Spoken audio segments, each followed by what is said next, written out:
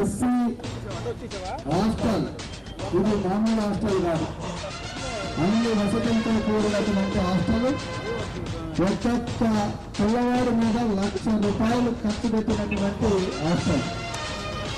4,48,00,000కు 450 మంది విద్యార్థులకు నాణ్యమైనటువంటి వసతి గృహాన్ని అందించినటువంటి మన నారా చంద్రబాబు నాయుడు గారికి గట్టిగా చప్పట్లతో అభినందిస్తాం. ఇది 2013లో మంజూరు అయితే చంద్రబాబు నాయుడు గారు 2014లో వచ్చారు.